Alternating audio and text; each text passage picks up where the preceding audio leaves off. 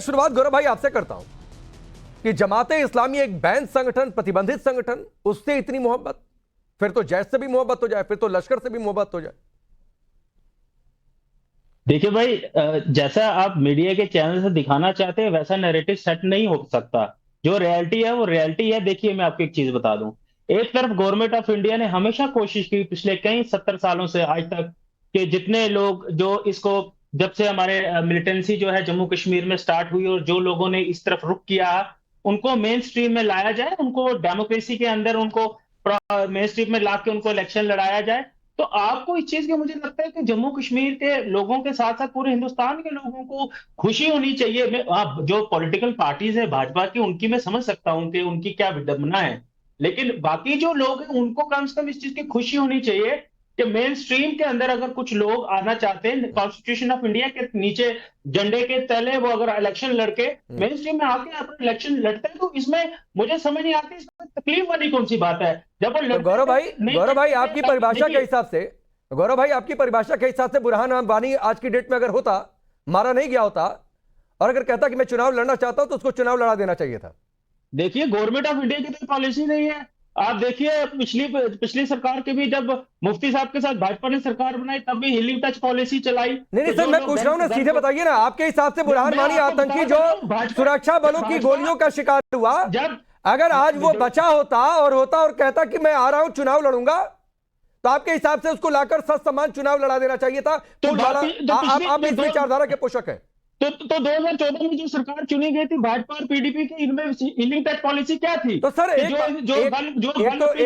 सुनिए, अभी मैंने सवाल, सर सुनिए ना, अभी सवाल मैंने आपके और कांग्रेस के गठबंधन पर नहीं पूछा कि उसका काउंटर आप बीजेपी और पीडी के गठबंधन से दे रहे हैं। मेरा सवाल एक प्रतिबंधित, सर आप सच्चाई की बात कर रहे थे ना गौरव कपूर, सुनिए, आप सच्चाई की बात कर रहे थे, सुनिए, मैं देश को पहले सच्चाई बता दूं, उसके बाद फिर आपके पास आता हूं। सच्चाई यह है कि जमाते इस्लामी प्रतिबंधित संगठन है। सच्चाई यह है कि उसको रद्द करने से, उसका प्रतिबंधन रद्द करने से इंकार कर दिया गया। सच्चाई यह है कि जमाते इस्लामी पर आतंकवाद, आतंकियों, आतंकी संगठनों को फंड करने और जो पत्थरबाज थे कश्मीर में उनको फंड करने और पथराव में समर्थन करने का उस पर आरोप है। आप चाहते हैं कि ऐसे संगठन से प्रतिबंध हट जाए और उसके लोग आ जाए चुनाव में? तो आप मुझे बताइए, जब आप एक तरफ, फिर आप क्यों कोशिश कर रहे हैं, भारत सरकार क्यों कोशिश करती है कि इन लोगों को जो इस तरफ चले गए उनको मेन स्ट्रीम में लाया जाए? एक तरफ आप कोशिश करते हैं, एक तरफ अगर वो आ रहे वो आपको हजम नहीं हो रहा। आप मुझे बताएं कि डबल स्टैंडर्ड कैसे चलेगा? नहीं, कौन सा डबल स्टैंडर्ड है? नहीं, डबल स्टैंडर्ड कौन सा है? गौरव कपूर, आपकी चुनावी मजबूरी कैसी है कि आपने ये मान लिया कि बुरहान वानी आज की डेट में अगर होता और वो चुनाव लड़ना चाहता तो उसे चुनाव लड़ा देना चाहिए था। फिर तो उस परिभाषा के हिसाब से कसाब भी अगर बचा होता और फांसी नहीं देनी चाहिए थी। वो कहता कि मैं आ गया हूं, गलती हो गई हिंदुस्तान में आकर, गलती हो गई मुंबई में अटैक करके, चुनाव लड़ाओ, मैं यहां का नागरिक बन जाऊंगा। फिर तो वो कर देना चाहिए था सर। सिटीजन ऑफ इंडिया था जिसको हम इलेक्शन लड़ता, लेकिन जो नागरिक है जो देश नहीं, तो आपके हिसाब से, जम्मू कश्मीर, आपके हिसाब से तो नहीं, आपके हिसाब से तो नागरिकता भी आप देने की मांग कर देते सर। आप तो नागरिकता देने की भी मांग कर देते। देखिए, आपकी पार्टी के नेता असेंबली में पाकिस्तान जिंदाबाद के नारे लगा देते हैं और बाहर आकर कहते हैं भावनाओं में बह गया था। देखिए, मेरी बात सुनिए, आप बात को, अगर आप अलग अलग बातों को, एक ही बात को अलग अलग पेश करेंगे, ऐसे सारी बातें एक सूत्र में है, कोई अलग अलग बातें नहीं है। गौरव कपूर, एक तरफ से आप मेन स्ट्रीम की बात करते तो आपको इस चीज की खुशी होनी चाहिए। सर, मेन स्ट्रीम इस देश के नागरिकों के लिए है, मेन स्ट्रीम उन लोगों के लिए जो इस देश के संविधान में भरोसा करेंगे। मेन स्ट्रीम वैसे लोगों के लिए नहीं है जो आतंकी बन जाए, मेन स्ट्रीम वैसे लोगों के नहीं है जो सुरक्षा बलों पर गोलियां बरसाए। ये बात आप समझ लीजिए। ये लोग मेन स्ट्रीम में जब छोड़ते हैं, मेन स्ट्रीम में आते हैं, तब भी आप कहते हैं ये ऐसे कैसे चलेगा? सर, बहुत शानदार परिभाषा आपने गौरव कपूर दी है। शाहजहां इल्मी, इनके हिसाब से इन्होंने मान लिया बुरहान वानी भी आज की डेट में होता, कहता मैं चुनाव लड़ना चाहता हूं तो चुनाव लड़ा देना चाहिए। जो बंदूक, अरे सर रुक जाइए, हाँ सर रुक जाइए ना, रुक जाइए। आप जो है, ठीक है सर, मैं कोई गलत एग्जांपल सेट नहीं कर रहा हूं। आपके हिसाब से जैश और लश्कर को भी चुनाव लड़ने की छूट होनी चाहिए। आपके हिसाब से आप हाफिज सईद पाकिस्तान में चुनाव लड़ रहा है तो फिर क्या ही गलत कर रहा है आपके हिसाब से? नहीं सर, तो आपके हिसाब से हाफिज सईद का खानदान चुनाव लड़े, आपके हिसाब से क्या ही गलत हो रहा है पाकिस्तान में? फिर तो बहुत अच्छा हो रहा है। कॉन्स्टिट्यूशन इंडिया के, चलिए शाहजहां इल्मी, रुकिए सर, चलिए आऊंगा सर, आऊंगा, अभी आऊंगा एक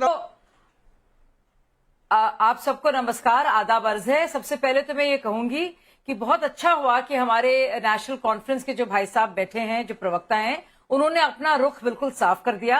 क्या उनकी सोच है जमाते इस्लामी को लेकर, क्या पीडीपी की सोच रही है, वो हम सब जानते हैं। लेकिन एक बार फिर से पूरी तरह से आप लोग अब फिर से जान गए हैं, देश के लोग, कि अभी तक ये चाहते हैं कि जो प्रतिबंध जो लगा हुआ है उसको हटाया जाए और उनको पूरा हक है लड़ने का देश में, चाहे जब चुनाव की बात हो, और उनको देश में देश के खिलाफ जहर फैलाने का और देश के खिलाफ सारी गतिविधियां करने का और देश को टुकड़े टुकड़े में बांटने का भी पूरा अधिकार है।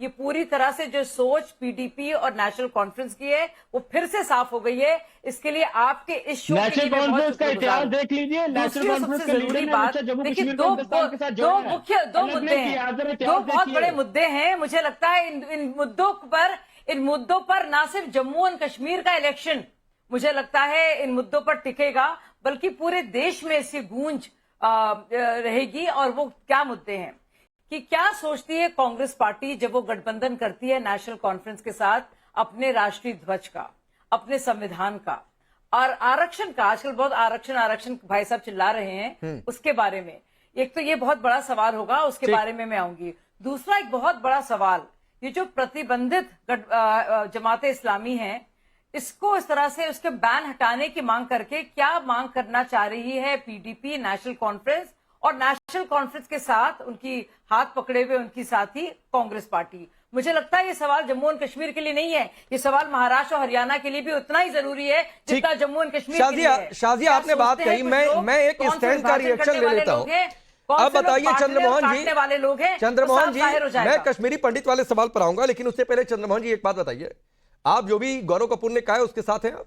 आपके हिसाब से जमाते इस्लामी का चुनाव लड़ना ठीक है? आपके हिसाब से बुरहान वानी आज की डेट में होता तो भी चुनाव लड़ा देना चाहिए था, अगर वो मान जाता तो? फिर तो जैश और लश्कर का भी चुनाव लड़ जाना ही ठीक है।